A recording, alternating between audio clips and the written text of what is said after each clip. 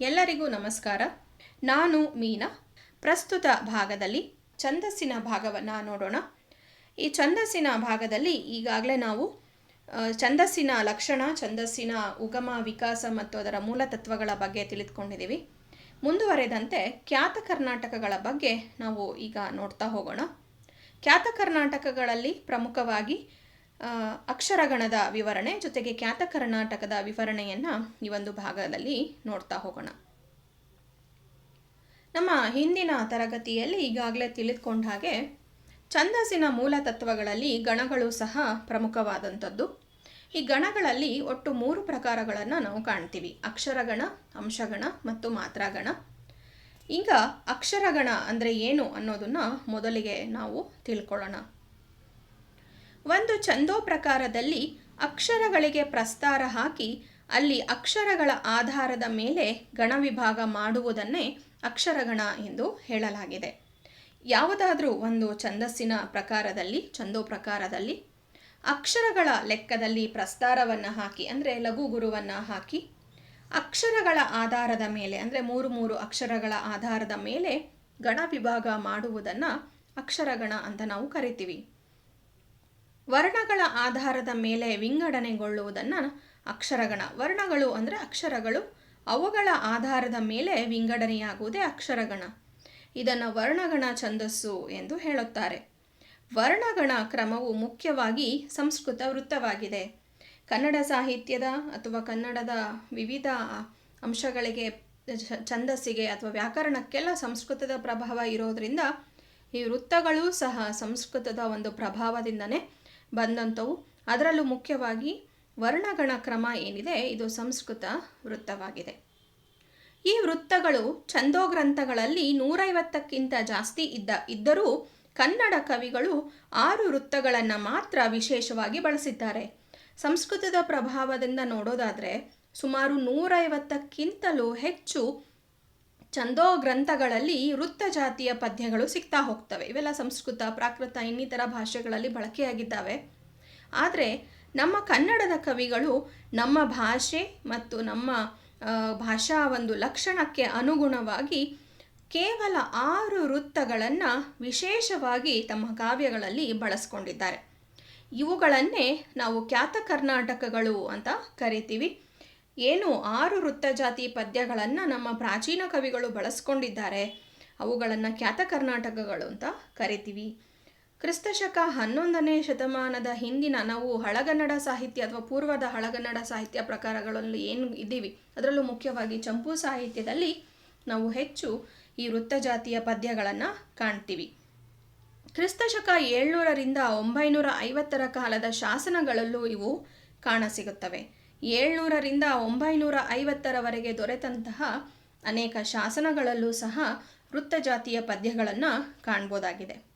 ಅಕ್ಷರಗಣದ ಸಾಮಾನ್ಯ ಲಕ್ಷಣವನ್ನು ಗಮನಿಸೋದಾದರೆ, ಸಾಮಾನ್ಯವಾಗಿ ನಾವು ನೋಡ್ತಿದ್ದ ಹಾಗೆ ಇದು ವೃತ್ತ ಜಾತಿ ಪದ್ಯ ಅಂತ ಗುರುತಿಸೋದಕ್ಕೆ ಕೆಲವೊಂದು ಲಕ್ಷಣಗಳನ್ನು ನಾವು ನೋಡ್ತೀವಿ. ಏನಂದರೆ, ಇವು ಸಾಮಾನ್ಯಕ್ಕೆ 4 ಪಾದಗಳನ್ನು ಅಂದರೆ 4 ಸಾಲುಗಳನ್ನು ಹೊಂದಿರ್ತವೆ. ಪ್ರತಿ ಪಾದದಲ್ಲಿಯೂ ನಿರ್ದಿಷ್ಟವಾದ ಅಕ್ಷರಗಳ ಸಂಖ್ಯೆ ಮತ್ತು ಅವುಗಳ ನಿರ್ದಿಷ್ಟ ವಿನ್ಯಾಸವಿರುತ್ತದೆ. ಪ್ರತಿ ಸಾಲಿಗೂ, ಪ್ರತಿಯೊಂದು ಪದ್ಯ ಪ್ರಕಾರಕ್ಕೂ 6 ವೃತ್ತ ಪದ್ಯಗಳೇನಿದ್ದಾವೆ ಅದರಲ್ಲೂ ಪ್ರತಿಯೊಂದು ಪದ್ಯಕ್ಕೂ ಅದರದೇ ಆದ ಅಕ್ಷರಗಳ ಸಂಖ್ಯೆ, ನಿರ್ದಿಷ್ಟವಾದ ಅಕ್ಷರಗಳ ಸಂಖ್ಯೆ ಇರುತ್ತೆ ಮತ್ತು ಅವುಗಳದೇ ಆದ ನಿರ್ದಿಷ್ಟವಾದ ವಿನ್ಯಾಸದ ಮೂಲಕ ಅವು ರಚಿತವಾಗಿರ್ತವೆ. ಅವುಗಳಿಗೆ ಆದಂತಹ ಸೂತ್ರವನ್ನು ಸಹ ಅವು ಒಳಗೊಂಡಿರ್ತವೆ. ಪ್ರತಿ ಪಾದದಲ್ಲಿರುವ ಅಕ್ಷರವು ಲಘುವೋ ಗುರುವೋ ಆಗಿರುತ್ತದೆ. ಯಾವುದೇ ಅಕ್ಷರಕ್ಕೆ ಲಘು ಮಾತ್ರೆಯನ್ನು ಅಥವಾ ಗುರುವಿನ ಮಾತ್ರೆಯನ್ನು ನಿಗದಿಪಡಿಸಲಾಗಿರುತ್ತೆ. ಯಾವ ಅಕ್ಷರವನ್ನು ಹಾಗೆಯೇ ಖಾಲಿ ಬಿಡುವಂಥದ್ದು ಇಲ್ಲ. ಪದ್ಯದ ಪ್ರತಿ ಚರಣದಲ್ಲಿ ಅಷ್ಟಷ್ಟೇ ಅಕ್ಷರಗಳಿರುತ್ತವೆ. ಆರಂಭದ ಸಾಲು ಎಷ್ಟು ಅಕ್ಷರವನ್ನು ಹೊಂದಿದೆಯೋ ಎಲ್ಲ ಸಾಲುಗಳು ಸಹ ಅಷ್ಟೇ ಅಕ್ಷರಗಳನ್ನು ಹೊಂದಿರ್ತವೆ. ಇದು ಅಕ್ಷರಗಣದ ಸಾಮಾನ್ಯ ಲಕ್ಷಣ. ಈಶ್ವರ ಕವಿ ತನ್ನ ಕವಿ ಜಿಹ್ವಾ ಬಂದ ಕೃತಿಯಲ್ಲಿ ಅಕ್ಷರಗಣದಲ್ಲಿ ಪ್ರಮುಖವಾದವುಗಳು 8 ಎಂದು ಹೇಳಿದ್ದಾನೆ. ಅಕ್ಷರಗಣಗಳು ಯಾವ್ದ್ಯಾವುದು, ಎಷ್ಟು ಗಣಗಳನ್ನು ನಾವು ವಿಭಾಗಿಸ್ಬೋದು ಅಂತ ನೋಡಿದಾಗ ಈಶ್ವರ ಕವಿ ತನ್ನ ಕವಿ ಜಿಹ್ವಾ ಬಂಧದಲ್ಲಿ ಒಂದು ಸೂತ್ರ ಪದ್ಯದ ಮೂಲಕ ಒಟ್ಟು 8 ಗಣಗಳನ್ನು ಆತ ಹೇಳ್ತಾನೆ. ಅವನ ಪ್ರಕಾರ ನೋಡಿ, ಗುರು ಲಘು ಮೂರಿರೆ ಮನಗಣ. ಇಲ್ಲಿ ಮಗಣ ಮತ್ತು ನಗಣ, ಗುರು ಲಘು ಎರಡು ಮೂರು ಮೂರು ಇದ್ದರೆ ಅದು ಮನಗಣ. ಗುರು ಲಘು ಮೊದಲಿರೆ ಭಯಗಣ. ಗುರು ಮತ್ತು ಲಘು ಒಂದು ಗಣದಲ್ಲಿ ಗುರು ಮೊದಲು ಬರುತ್ತೆ, ಇನ್ನೊಂದು ಗಣದಲ್ಲಿ ಲಘು ಮೊದಲು ಬರುತ್ತೆ. ಇಲ್ಲಿ ಭಯಗಣ ಬ ಮತ್ತು ಯಗಣ ಬಗ್ಗೆ ಹೇಳ್ತಾನೆ. ಗುರು ಲಘು ನಡುವಿರೆ ಜರಗಣ. ಗುರು ಮತ್ತು ಲಘು ನಡುವಲ್ಲಿ ಬಂದರೆ ಅದನ್ನು ಜ ಮತ್ತು ರ ಗಣವಾಗಿ ಗುರುತಿಸ್ತಾರೆ. ಗುರು ಲಘು ಕೊನೆಯಿರೆ ಸತಗಣ. ಗುರು ಮತ್ತು ಲಘು ಕೊನೆಯಲ್ಲಿ ಅಂದರೆ ಎರಡು ಕಡೆ ಲಘು ಬಂದು ಒಂದು ಗುರು ಕೊನೆಯಲ್ಲಿ ಒಂದು ಗುರು ಬಂದರೆ ಒಂದು ಗಣ, ಎರಡು ಲಘು ಬಂದು ಕೊನೆಯಲ್ಲಿ ಒಂದು ಗುರು ಬಂದರೆ ಮತ್ತೊಂದು ಗಣವಾಗಿ ಇಲ್ಲಿ ಗುರುತಿಸಲಾಗುತ್ತೆ. ಒಟ್ಟಲ್ಲಿ ಮಗಣ, ನಗಣ, ಬ ಗಣ, ಯ ಗಣ ಮತ್ತು ಜ ರ ಗಣಗಳು ಜೊತೆಗೆ ಸ ಮತ್ತು ತ ಗಣಗಳನ್ನು ಇಲ್ಲಿ ಅಂದರೆ ಒಟ್ಟು 8 ಗಣಗಳನ್ನು ಈಶ್ವರ ಕವಿ ಇಲ್ಲಿ ಗುರುತಿಸ್ತಾನೆ. ಮೇಲಿನ ವಿವರಗಳನ್ನು ಈಗೇನು ನಾವು ಕ್ರಮವನ್ನು ನೋಡಿದ್ವಿ, ನಮಗೆ ಸಾಮಾನ್ಯವಾಗಿ ಗೊತ್ತಿರುವಂತಹ ಅಕ್ಷರ ಛಂದಸ್ಸಿನ ಲಕ್ಷಣ ಏನು ಗಣ ವಿಭಾಗವನ್ನು ಮಾಡೋದಕ್ಕೆ ನಾವು ಸಾಮಾನ್ಯವಾಗಿ ಬಳಸುವಂಥ ಸೂತ್ರ ಯಮಾತಾರಾಜ ಬಾನಸಲಗಂ. ಈ ಸೂತ್ರದಲ್ಲಿ ಇದನ್ನು ಅಳವಡಿಸಿದಾಗ ಈ ಯಮಾತಾರಾಜ ಬಾನಸಲಗಂ ಸೂತ್ರಕ್ಕೆ ಪ್ರಸ್ತಾರವನ್ನು ಹಾಕಿ ಅದನ್ನು ಒಂದೊಂದು ಅಕ್ಷರ ಮೂಲದಲ್ಲೂ ಅದನ್ನು ವಿಭಾಗವನ್ನು ಮೂರು ಅಕ್ಷರಗಳನ್ನು ಅದು ವಿಭಾಗ ಮಾಡ್ತಾ ಹೋದರೆ ಒಟ್ಟು ನಮಗೆ 8 ಗಣಗಳು 8 ಏನು ಪ್ರಕಾರಗಳು ನಮಗೆ ಸಿಗ್ತವೆ. ಮೂರು ಅಕ್ಷರಗಳನ್ನು ಪ್ರಸ್ತಾರ ಹಾಕಿದರೆ ಮೊದಲ ಅಕ್ಷರವು ಗಣದ ಹೆಸರನ್ನು ಸೂಚಿಸ್ತಾ ಹೋಗುತ್ತೆ. ಅದಕ್ಕೆ ಈಗ ನೋಡ್ಬೋದು ನಾವು ಯಮಾತಾರಾಜ ಬಾನಸಲಗಂ ಸೂತ್ರ. ಯಮಾತ, ಮಾತಾರ, ತಾರಾಜ, ರಾಜಬ, ಜ ಬಾನ, ಭಾನಸ, ನಸಲ ಮತ್ತು ಸಲಗಂ ಅನ್ನುವಂತಹ ರೀತಿಯಲ್ಲಿ ಇದನ್ನು ವಿಭಾಗ ಮಾಡಿ ಅವಕ್ಕೆ ಪ್ರಸ್ತಾರವನ್ನು ಹಾಕಿ ಅವುಗಳನ್ನು ಮೂರು ಅಕ್ಷರಗಳಲ್ಲಿ ವಿಭಾಗ ಮಾಡ್ತಾ ಹೋದರೆ ಪ್ರತಿಯೊಂದು ಗಣವು ನಮಗೆ ಸಿಗುತ್ತಾ ಹೋಗುತ್ತೆ. ವೃತ್ತಜಾತಿ ಪದ್ಯಗಳನ್ನು ಅರಿತುಕೊಳ್ಳೋದಕ್ಕೆ, ಅದನ್ನು ವಿಭಾಗ ಮಾಡೋದಕ್ಕೆ, ಅದನ್ನು ಗುರುತಿಸೋದಕ್ಕೆ ನಮಗೆ ಈ ಸೂತ್ರ ಅತ್ಯಂತ ಪ್ರಮುಖವಾಗಿ ಬರಬೇಕಾದಂಥದ್ದು. ಬಹುಶಃ ನಮಗೆ ಯಾವುದೋ ಒಂದು ಪದ್ಯ ಜಾತಿಯ ಸೂತ್ರ ಮರೆತು ಹೋದರೆ ಅಥವಾ ಅದು ಗೊತ್ತಿಲ್ಲ ಅಂತ ಅಂದರೆ ನಾವು ಸುಲಭವಾಗಿ ಯಮಾತಾರಾಜ ಬಾನಸಲಗಂ ಸೂತ್ರವನ್ನು ಅದಕ್ಕೆ ಹಾಕಿ ಇದು ಯಾವ ವೃತ್ತ ಜಾತಿ ಅಂತ ನಾವು ಗುರುತಿಸ್ಕೊಳ್ಬೋದಾಗಿದೆ. ಖ್ಯಾತ ಕರ್ನಾಟಕ ವೃತ್ತಗಳು ಅಂದರೆ ಏನು, ಯಾವ್ಯಾವ ಖ್ಯಾತ ಕರ್ನಾಟಕಗಳು ಅಂತ ನಾವು ನೋಡೋದಾದರೆ ಸಾಮಾನ್ಯವಾಗಿ ನಾವು ಎಲ್ಲ ವ್ಯಾಕರಣದ ಸೂತ್ರಗಳು ಅಥವಾ ವ್ಯಾಕರಣಕ್ಕೆ ಸಂಬಂಧಪಟ್ಟಂಥ ಕನ್ನಡದ ವಿಚಾರಗಳನ್ನು ನಾವು ನೋಡೋದಾದರೆ ನಾಗವರ್ಮನ ಛಂದೋಂಬುದಿ ನಮಗೆ ಮೂಲವಾಗಿ ಛಂದೋಂಬುದಿಯಲ್ಲಿ ನಮಗೆ ಅನೇಕ ವಿಚಾರಗಳು ದೊರೀತಾ ಹೋಗ್ತವೆ. ಖ್ಯಾತ ಕರ್ನಾಟಕಗಳ ಬಗ್ಗೆನೂ ಅದರ 6 ವೃತ್ತಗಳ ಬಗ್ಗೆಯೂ ನಾಗವರ್ಮ ತನ್ನ ಛಂದೋಂಬುದಿಯಲ್ಲಿ ಹೀಗೆ ಹೇಳಿದ್ದಾನೆ. ಗುರು ಒಂದಾದಿಯೊಳುತ್ಪಲಂ. ಗುರು ಮೊದಲ್ ಮೂರಾಗೆ ಶಾರ್ದೂಲಮ. ಗುರು ನಾಲ್ಕಾಗಿರಲಂತು ಸ್ರಗ್ಧರೆ. ಲಘು ದ್ವಂದ್ವ ಗುರುದ್ವಂದ್ವಮಾಗಿರೆ ಮತ್ತೆ ಭ. ಲಘು ದ್ವಯ ತ್ರಿಗುರುವಿಂದಕ್ಕುಂ ಮಹಾಸ್ರಗ್ಧರ. ಹರಿಣಾಕ್ಷಿ ಲಘು 4 ಚಂಪಕಮಿವಾರುಂ ಖ್ಯಾತ ಕರ್ನಾಟಕಂ ಅಂತ ಹೇಳ್ತಾನೆ. ಖ್ಯಾತ ಕರ್ನಾಟಕಗಳು ಒಟ್ಟು 6, ಹರಿಣಾಕ್ಷಿಯೇ ಕೇಳು ಇವು 6 ಖ್ಯಾತ ಕರ್ನಾಟಕಗಳು ಅಂತ ಹೇಳ್ತಾ ಏನಿದೆ ಇಲ್ಲಿ ಅಂತ ನೋಡೋದಾದರೆ ಗುರು ಒಂದಾದಿಯೊಳು ಉತ್ಪಲಂ. ಆದಿಯಲ್ಲಿ ಗುರು ಬಂದು ನಂತರದ ಗಣಗಳು ನಂತರದ ಅಕ್ಷರಗಳು ಲಘುವಾದರೆ ಅದು ಉತ್ಪಲಮಾಲಾ ವೃತ್ತ. ಆದಿಯಲ್ಲಿ ಒಂದು ಗುರು ಬಂದು ನಂತರದ ಅಕ್ಷರಗಳು ಲಘುವಾದರೆ 2 ಅಥವಾ 3 ಲಘುಗಳು ಬಂದರೆ ಅದು ಏನಾಗುತ್ತೆ, ಉತ್ಪಲಮಾಲಾ ವೃತ್ತವಾಗುತ್ತೆ. ಗುರು ಮೊದಲ್ ಮೂರಾಗೆ ಶಾರ್ದೂಲಮ. ಆರಂಭದಲ್ಲಿ ಸತತವಾಗಿ 3 ಗುರುಗಳು ಬಂದರೆ ಅದು ಶಾರ್ದೂಲ ವಿಕ್ರೀಡಿತ ವೃತ್ತವಾಗುತ್ತೆ.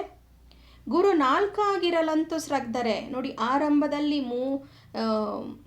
3 ಗುರುಗಳು ಬಂದರೆ ಅದು ಶಾರ್ದೂಲವಾದರೆ ಒಟ್ಟು 4 ಗುರುಗಳು ಬಂದರೆ ಅದು ಸ್ರಗ್ಧರ ವೃತ್ತವಾಗುತ್ತೆ. ಲಘು ದ್ವಂದ್ವ ಗುರು ದ್ವಂದ್ವಮಾಗಿರೆ ಮತ್ತೆ ಭ. 2 ಲಘು ಮತ್ತು 2 ಗುರು, ಆರಂಭದಲ್ಲಿ 2 ಲಘು ಮತ್ತು 2 ಗುರುಗಳು ಬಂದರೆ ಅದು ಮತ್ತೆ ಭವಿಕ್ರೀಡಿತ ವೃತ್ತ. ಲಘುದ್ವಯ ತ್ರಿಗುರುವಿಂದಕ್ಕುಂ. 2 ಲಘು ಆರಂಭದಲ್ಲಿ 3 ಗುರುಗಳು ನಂತರದಲ್ಲಿ ಬಂದರೆ ಅದು ಮಹಾಸ್ರಗ್ಧರ ವೃತ್ತ.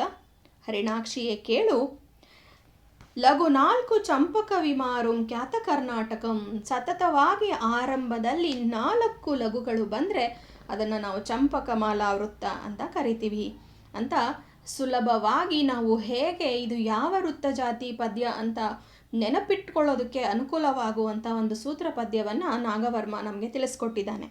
ಈ ಸೂತ್ರ ಪದ್ಯವನ್ನು ನಾವು ಅರ್ಥಕೊಂಡ್ರೆ ಅಥವಾ ಅದನ್ನು ನಾವು ನೆನಪಿಟ್ಕೊಂಡ್ರೆ ಯಾವುದೇ ಪದ್ಯವನ್ನು ಆರಂಭದಲ್ಲಿ ಪ್ರಸ್ತಾರ ಹಾಕ್ತಿದ್ದಾಗೆ ಇದು ಯಾವ ವೃತ್ತ ಜಾತಿಯ ಪದ್ಯ ಅನ್ನೋದು ನಮಗೆ ಗೊತ್ತಾಗ್ಬಿಡತ್ತೆ. ಹಾಗಾಗಿ ಈ ಸೂತ್ರ ಪದ್ಯ ಖ್ಯಾತ ಕರ್ನಾಟಕಗಳನ್ನು ಅರಿತುಕೊಳ್ಳೋದಕ್ಕೆ ತುಂಬ ಪ್ರಮುಖವಾದಂಥದ್ದು. ಈ ಒಂದು ಸೂತ್ರ ಪದ್ಯದ ಪ್ರಕಾರ ನಾವು ನೋಡೋದಾದರೆ ಇಲ್ಲಿ ಒಟ್ಟು 6 ವೃತ್ತಗಳನ್ನು ಕಾಣ್ತೀವಿ. ಚಂಪಕಮಾಲಾ ವೃತ್ತ, ಉತ್ಪಲಮಾಲಾ ವೃತ್ತ, ಶಾರ್ದೂಲ ವಿಕ್ರೀಡಿತ ವೃತ್ತ, ಮತ್ತೆ ಭವಿಕ್ರೀಡಿತ ವೃತ್ತ, ಸ್ರಗ್ಧರ ವೃತ್ತ ಮತ್ತು ಮಹಾಸ್ರಗ್ಧರ ವೃತ್ತ. ಇಲ್ಲಿ ನೋಡಿ, ಇಲ್ಲಿ 6 ವೃತ್ತ ಜಾತಿಯ ಪದ್ಯಗಳಿದ್ದರೂ ಇವುಗಳನ್ನು 2 ಮಾಲೆಗಳಾಗಿ, 2 ವಿಕ್ರೀಡಿತಗಳಾಗಿ ಮತ್ತು 2 ಸ್ರಗ್ಧರೆಗಳಾಗಿಯೂ ಸಹ ನಾವು ಗುರುತಿಸ್ಬೋದು. ಈಗ ಖ್ಯಾತ ಕರ್ನಾಟಕಗಳ ಅಂದರೆ ವೃತ್ತಜಾತಿ ಪದ್ಯಗಳ ವಿವರಣೆಯನ್ನು ನೋಡ್ತಾ ಹೋಗೋಣ. ಮೊದಲನೆಯದು ಚಂಪಕಮಾಲಾ ವೃತ್ತ. ಈ ಚಂಪಕಮಾಲಾ ವೃತ್ತ ಅಂದ್ರೇನು ಅನ್ನೋದನ್ನು ನೋಡೋದಾದರೆ, ಚಂಪಕಮಾಲಾ ವೃತ್ತ ಸಂಸ್ಕೃತದ ಸರಸಿ ವೃತ್ತವನ್ನು ಇದು ಹೋಲುತ್ತೆ. ಸಂಸ್ಕೃತದಿಂದ ಅನೇಕ ವೃತ್ತ ಜಾತಿ ಪದ್ಯಗಳನ್ನು ನಾವು ಎರವಲು ಪಡ್ಕೊಂಡಿದ್ದೀವಿ. ಅದರಲ್ಲಿ ಇದು ಸರಸಿ ವೃತ್ತಕ್ಕೆ ಹೋಲುತ್ತೆ. ಇದು 4 ಪಾದಗಳನ್ನು ಹೊಂದಿದೆ. ಸಾಮಾನ್ಯವಾಗಿ ಎಲ್ಲ ವೃತ್ತ ಜಾತಿ ಪದ್ಯಗಳು ಇರುವಂತೆ ಇದು 4 ಸಾಲುಗಳನ್ನು ಹೊಂದಿದೆ. ಪ್ರತಿ ಪಾದದಲ್ಲೂ 21 ಅಕ್ಷರಗಳನ್ನು ಇದು ಹೊಂದಿರುತ್ತೆ. ಅಂದರೆ ಚಂಪಕಮಾಲಾ ವೃತ್ತದಲ್ಲಿ ಒಟ್ಟು 21 ಅಕ್ಷರಗಳು ಇದ್ದಾವೆ. ಇದೆಲ್ಲ ವೃತ್ತ ಜಾತಿ ಪದ್ಯಗಳನ್ನು ಗುರುತಿಸುವಾಗ ತುಂಬ ಮುಖ್ಯವಾದಂಥದ್ದು. ಈ ಸಣ್ಣ ಸಣ್ಣ ವಿಷಯಗಳಿಂದನೂ ಸಹ ಇದು ಯಾವ ವೃತ್ತ ಜಾತಿ ಪದ್ಯ ಅನ್ನೋದನ್ನು ನಾವು ಅರ್ಥಕೊಳ್ಬೋದಾಗಿದೆ. ಪ್ರತಿ ಪಾದವು ನ, ಜ, ಬ, ಜ, ಜ, ಜ, ರ ಗಣಗಳಿಂದ ಕೂಡಿರುತ್ತದೆ. ಇಲ್ಲಿ ಯಮತ ರಾಜಬಾಣಸಲಗಂ ಸೂತ್ರದ ಪ್ರಕಾರ ನಗಣ, ಜಗಣ ಇವೆಲ್ಲ ಇದಾವಲ್ಲ, ಇದರ ಪ್ರಕಾರದಲ್ಲಿ ಇದು ನ, ಜ, ಬ, ಜ, ಜ, ಜ, ರ ಅನ್ನುವಂತಹ 7 ಗಣಗಳನ್ನು ಇದು ಗಣಗಳಿಂದ ಇದು ಕೂಡಿರುತ್ತೆ. ಪ್ರತಿ 13ನೇ ಅಕ್ಷರಕ್ಕೊಂದು ಬಾರಿ ಯತಿ ಬರುತ್ತೆ. ಯತಿ ಈಗಾಗಲೇ ನಾವು ತಿಳ್ಕೊಂಡಿದ್ದೀವಿ. ಮೂಲ ತತ್ವಗಳಲ್ಲಿ ಯತಿ ಪ್ರಮುಖವಾದಂಥದ್ದು.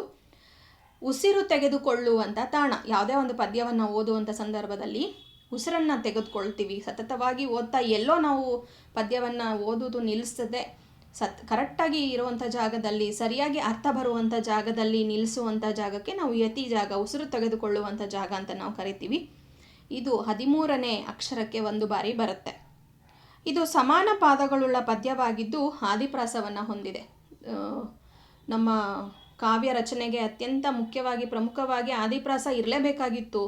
ಈ ಸೂತ್ರಗಳು ಇವೆಲ್ಲ ಅನುಸರಿಸಲೇಬೇಕಾಗಿತ್ತು. ಒಬ್ಬ ಕವಿ ಕಾವ್ಯವನ್ನು ಬರೆಯುವಾಗ ಆದಿಪ್ರಾಸ ಇಲ್ಲಿ ಪ್ರಮುಖವಾಗಿರುತ್ತೆ.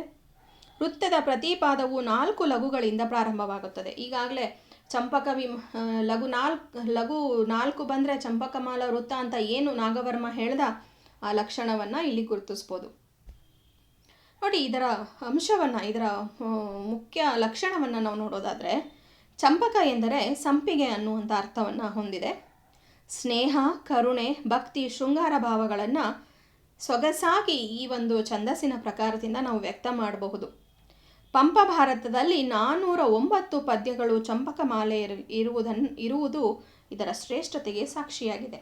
ನೋಡಿ, ಈ ಒಂದು ಚಂಪಕಮಾಲಾ ವೃತ್ತದ ಮೂಲಕ ಸ್ನೇಹ, ಕರುಣೆ, ಭಕ್ತಿ ಮತ್ತು ಶೃಂಗಾರ ಭಾವಗಳನ್ನು, ಒಂದು ಕಾವ್ಯಕ್ಕೆ ತುಂಬ ಮುಖ್ಯವಾಗಿ ಬೇಕಾಗಿರುವಂಥ ಎಲ್ಲ ಭಾವನೆಗಳನ್ನು ಇದರ ಮೂಲಕ ನಾವು ವ್ಯಕ್ತಪಡಿಸ್ಬೋದು. ಪಂಪ ಭಾರತದಲ್ಲಿ ಅತಿ ಹೆಚ್ಚು ಪದ್ಯಗಳನ್ನು ಪಂಪ ಈ ಒಂದು ಚಂಪಕಮಾಲಾ ವೃತ್ತದಲ್ಲಿ ರಚಿಸಿದ್ದಾನೆ. ಸುಮಾರು 409 ಪದ್ಯಗಳನ್ನು ನಾವು ಚಂಪಕಮಾಲೆಯಲ್ಲಿ ಕಾಣ್ತೀವಿ. ಇದು ಇದರ ಶ್ರೇಷ್ಠತೆಗೆ ಸಾಕ್ಷಿ. ನಾವು ನಾಗವರ್ಮ ಇದರ ಲಕ್ಷಣವನ್ನು ಹೇಗೆ ಹೇಳ್ತಾನೆ ಅನ್ನೋದನ್ನು ನೋಡೋದಾದರೆ, ನೋಡಿ, ಅವನ ಈ ಒಂದು ಚಂಪಕಮಾಲೆಗೆ ಸಂಬಂಧಪಟ್ಟಂತೆ ಹೇಳಿರುವಂಥ ಒಂದು ಸೂತ್ರ ಪದ್ಯ ನಜ ಭಜ ಜಂಜರಂ ಬಗೆಗೊಳ್ಳುತ್ತಿರೆ ಚಂಪಕಮಾಲೆ ಎಂದಪರ್. ಈ ಸೂತ್ರ ತುಂಬ ಮುಖ್ಯವಾದಂಥದ್ದು. ಈ ಸೂತ್ರವನ್ನು ನೆನ್ಪಿಟ್ಕೊಳ್ಬೇಕಾಗತ್ತೆ. ಈ ಸೂತ್ರ ಚಂಪಕಮಾಲೆಯನ್ನು ವಿವರಿಸುವಂಥ ಸಂದರ್ಭದಲ್ಲಿ ಈ ಸೂತ್ರಕ್ಕೆ ಪ್ರಸ್ತಾರವನ್ನು ಹಾಕಿ ಗಣ ವಿಭಾಗವನ್ನು ಮಾಡಿದ್ರೆ ನಜ ಬಜ ಜಜರ ಅನ್ನುವಂತಹ ಗಣಗಳು ವಿಂಗಡಣೆಯಾಗ್ತವೆ. ಇದರ ಜೊತೆಗೆ ನಾವು ಒಂದು ಉದಾಹರಣೆಯ ಪದ್ಯವನ್ನು ನೋಡೋದಾದರೆ, ಇಲ್ಲಿ ಪಂಪ ಭಾರತದ ಅತ್ಯಂತ ಪ್ರಖ್ಯಾತವಾದಂಥ ಪದ್ಯ. ಸಾಮಾನ್ಯವಾಗಿ ನಮಗೆ ತುಂಬ ನೆನಪಲ್ಲಿ ಉಳಿಯುವಂಥ ಪದ್ಯಗಳನ್ನು ತೆಗೆದುಕೊಂಡಾಗ ಅದನ್ನು ನಾವು ಪರೀಕ್ಷೆಗಳಲ್ಲಿ ಅದನ್ನು ಉದಾಹರಿಸೋದಕ್ಕೆ ತುಂಬ ಸುಲಭವಾಗುತ್ತೆ. ಹಾಗಾಗಿ ಪಂಪ ಭಾರತದ ತುಂಬ ಮುಖ್ಯವಾದಂತಹ ನೆನೆಯದಿರಣ್ಣ ಭಾರತದೊಳಿಂ ಪೆರರಾರು ಮನ್ ಒಂದೇ ಚಿತ್ತದಿಂ ನೆನೆವುಡೆ ಕರ್ಣನಂ ನೆನೆಯ ಅನ್ನುವಂಥ ಪದ್ಯವನ್ನು ಇಲ್ಲಿ ಉದಾಹರಣೆಯನ್ನಾಗಿ ತೆಗೆದುಕೊಳ್ಳಲಾಗಿದೆ. ಇಲ್ಲಿ ನಾವು ನೋಡಿದ ಹಾಗೆ ಅದಕ್ಕೆ ಪ್ರಸ್ತಾರವನ್ನು ಹಾಕಿ, ಆರಂಭದ ಸಾಲಿಗೆ ಪ್ರಸ್ತಾರವನ್ನು ಹಾಕಿ ಗಣ ವಿಭಾಗವನ್ನು ಮಾಡಲಾಗಿದ್ದು, ಇದು ನಜ ಭಜ ಜಜರ ಅನ್ನುವಂಥ ಸೂತ್ರವನ್ನು ಸರಿಯಾಗಿ ಅದರಿಂದ ನಾವು ವಿಭಾಗಿಸ್ಕೊಳ್ಬೋದಾಗಿದೆ. ಇದಿಷ್ಟು ಚಂಪಕಮಾಲೆಯ ವಿವರಣೆ. ಮುಂದಿನ ವೃತ್ತ ಜಾತಿ ಪದ್ಯ ಉತ್ಪಲಮಾಲಾ ವೃತ್ತ. ಬಹುಶಃ ಕನ್ನಡದಲ್ಲಿ ಅಧಿಕ ಸಂಖ್ಯೆಯಲ್ಲಿ ಬಳಕೆಯಾಗಿರುವ ಒಂದು ವೃತ್ತ ಜಾತಿಯ ಪ್ರಕಾರ ಇದಾಗಿದೆ. ಚಂಪಕಮಾಲೆಯ ರೀತಿಯಲ್ಲೇ ಅತಿ ಹೆಚ್ಚು ಇದನ್ನು ನಮ್ಮ ಕವಿಗಳು ತಮ್ಮ ಕೃತಿ ರಚನೆಯಲ್ಲಿ ಬಳಸ್ಕೊಂಡಿದ್ದಾರೆ. ಇದು ಒಟ್ಟು 20 ಅಕ್ಷರಗಳನ್ನು ಹೊಂದಿದೆ. ಭರನ ಬಭರ ಎಂಬ 6 ಗಣಗಳ ಜೊತೆಗೆ ಕೊನೆಯಲ್ಲಿ ಒಂದು ಲಘು ಮತ್ತು ಒಂದು ಗುರು ಇದರಲ್ಲಿ ಬರುತ್ತೆ. ಒಟ್ಟು ಚಂಪಕಮಾಲೆಯಲ್ಲಿ ಒಟ್ಟು 7 ಗಣಗಳನ್ನು ನೋಡಿದ್ವಿ. ಇಲ್ಲಿ ಒಟ್ಟು 6 ಗಣಗಳು ಭರ ನ ಬಭರ ಅನ್ನುವಂಥ ಗಣಗಳು ಇಲ್ಲಿ ಕಾಣಿಸ್ತವೆ. ಕೊನೆಯಲ್ಲಿ ಒಂದು ಲಘು ಮತ್ತು ಒಂದು ಗುರು ಉಳ್ಕೊಳ್ಳುತ್ತೆ. ಇಲ್ಲಿ ಎಲ್ಲ ಪ್ರಕಾರಗಳಲ್ಲೂ ಇರೋ ಹಾಗೆ ಆದಿಪ್ರಾಸ ಹೊಂದಿದೆ. ಜೊತೆಗೆ ಪ್ರತಿ 11ನೇ ಸ್ಥಾನದಲ್ಲಿ ಇಲ್ಲಿ ನಾವು ಯತಿಯನ್ನು ಕಾಣ್ತೀವಿ. ಇದು ಸಹ ಚಂಪಕಮಾಲೆಯಂತೆಯೇ ನಾದ ಗತಿ ಲಯದಲ್ಲಿ ಒಂದೇ ತೆರನಾಗಿ ಕಂಡುಬಂದರೂ ಭಾಷಾಭಿವ್ಯಕ್ತಿಯಲ್ಲಿ ಆವೇಶ ವೀರಕ್ಕೆ ಹೆಚ್ಚು ಅನುಕೂಲವಾದಂಥ ಒಂದು ಪ್ರಕಾರ ಇದಾಗಿದೆ. ಇದು ಸಹ ಕಾವ್ಯ ರಚನೆಗೆ ತುಂಬ ಸುಂದರವಾಗಿ ಬಳಕೆಯಾಗುವಂಥ ಒಂದು ಪದ್ಯ ಜಾತಿ. ಇಲ್ಲಿ ನಾದ ಗತಿ ಲಯ ತುಂಬ ಅಚ್ಚುಕಟ್ಟಾಗಿ ಮೂಡಿಬರುತ್ತೆ. ಜೊತೆಗೆ ಭಾಷಾಭಿವ್ಯಕ್ತಿಯನ್ನು ಮಾಡುವಂಥ ಸಂದರ್ಭದಲ್ಲಿ ಆವೇಶ ವೀರಕ್ಕೆ ಹೆಚ್ಚು ಅನುಕೂಲವಾಗಿರೋದ್ರಿಂದ ಬಹುಶಃ ನಮ್ಮ ಪಂಪ, ರನ್ನ ಇವರೆಲ್ಲ ಇದನ್ನು ಅತಿ ಹೆಚ್ಚು ಬಳಸ್ಕೊಂಡಿದ್ದಾರೆ. ನಾಗವರ್ಮ ತನ್ನ ಛಂದೋಂಬುದಿಯಲ್ಲಿ ಇದರ ಲಕ್ಷಣವನ್ನು ಹೀಗೆ ಹೇಳ್ತಾನೆ. ಉತ್ಪಲಮಾಲೆಯಪ್ಪುದು ಭರಂ ನಭಬಂ ರಲಗಂ ನೆಗಳ್ದಿರಲ್. ಇಲ್ಲಿ ಉತ್ಪಲಮಾಲೆ ಅಂದರೆ ಏನು ಅನ್ನೋದನ್ನು ಹೇಳ್ತಾ ಅವನು, ಉತ್ಪಲಮಾಲೆಯಲ್ಲಿ ಭರಂ ನಭಬಂ ರಲಗಂ ಇವೆಲ್ಲ ಸೇರಿ ಉತ್ಪಲಮಾಲೆಯಾಗಿದೆ. ಅಂದರೆ ಭರನ ಬಭರ ಅನ್ನುವಂತಹ ಗಣಗಳು ಜೊತೆಗೆ ಒಂದು ಲಘು ಒಂದು ಗುರು ಇಲ್ಲಿ ಉಳ್ಕೊಳ್ಳುತ್ತೆ. ನಾನೀಗಾಗಲೇ ಹೇಳಿದ ಹಾಗೆ ಎಲ್ಲ ಪದ್ಯಗಳಿಗೂ ಆಯಾಯ ಪದ್ಯ ಜಾತಿಗಳ ಸೂತ್ರಗಳು ತುಂಬ ಮುಖ್ಯವಾಗಿರುವಂಥದ್ದು. ಆ ಪದ್ಯಗಳಿಗೆ ಪ್ರಸ್ತಾರವನ್ನು ಹಾಕಿ ಗಣ ವಿಭಾಗವನ್ನು ಮಾಡಿದಾಗ ಆ ಸೂತ್ರ ನಮಗೆ ಸಿಗಬೇಕಾಗತ್ತೆ. ಆ ರೀತಿ ಅದು ವಿಭಾಗ ಆಗಬೇಕಾಗತ್ತೆ. ಇದರ ಉದಾಹರಣೆ ಪದ್ಯವನ್ನು ನೋಡೋದಾದರೆ ಪಂಪ ಭಾರತದ ಮತ್ತೊಂದು ನಾವು ಯಾವಾಗಲೂ ಸತತವಾಗಿ ಕೇಳಿರುವಂತಹ ಅತ್ಯಂತ ಪ್ರಖ್ಯಾತವಾದಂತಹ ಪದ್ಯವನ್ನೇ ಇಲ್ಲಿ ಉದಾಹರಿಸೋದಾದರೆ, ಚಾಗದ ಭೋಗದ ಅಕ್ಕರದ ಗೇಯದ ಗೊಟ್ಟಿಯ ಲಂಪಿ ನಿಂಪುಗಳಾಗರ ಮಾದ ಮಾನಸರೇ ಮಾನಸರ್ ಅಂತ ಹೇಳುವಂತಹ ಪದ್ಯ. ಈ ಪದ್ಯಕ್ಕೂ ಸಹ ನಾವು ಪ್ರಸ್ತಾರವನ್ನು ಹಾಕಿ ಗಣ ವಿಭಾಗವನ್ನು ಮಾಡಿದಾಗ ಉತ್ಪಲಮಾಲೆಯ ಸೂತ್ರ ಏನಿದೆ ಭರನ ಬಬರ ಅನ್ನೋದು ಸಿಗುತ್ತೆ. ಜೊತೆಗೆ ಕೊನೆಯಲ್ಲಿ ಒಂದು ಲಘು ಮತ್ತು ಒಂದು ಗುರು ಉಳಿದುಕೊಳ್ಳುತ್ತೆ. ಒಟ್ಟಾರೆಯಾಗಿ ಇಲ್ಲಿವರೆಗೂ ಅಕ್ಷರಗಣ ಅಂದ್ರೇನು, ಅಕ್ಷರಗಣಗಳ ಲಕ್ಷಣ ಏನು, ಹೇಗೆ ಅಕ್ಷರಗಣಗಳನ್ನು ನಾವು ವಿಭಾಗಿಸ್ಬೋದಾಗಿದೆ, ಈ ಅಕ್ಷರಗಣಗಳ ಇದಾದ ಪದ್ಯಜಾತಿಗಳಾದಂಥ ಖ್ಯಾತ ಕರ್ನಾಟಕಗಳು ಅಂದರೆ ಏನು, ಇದನ್ನು ಹೇಗೆ ಗುರುತಿಸ್ಬೋದು, ಹಾಗೆಯೇ ಖ್ಯಾತ ಕರ್ನಾಟಕಗಳ 2 ಪದ್ಯ ಜಾತಿಗಳಾದಂತಹ ಚಂಪಕಮಾಲೆ ಮತ್ತು ಉತ್ಪಲಮಾಲೆಯ ವಿವರಣೆಯನ್ನು ನಾವು ಇಲ್ಲಿವರೆಗೂ ನೋಡಿದ್ವಿ.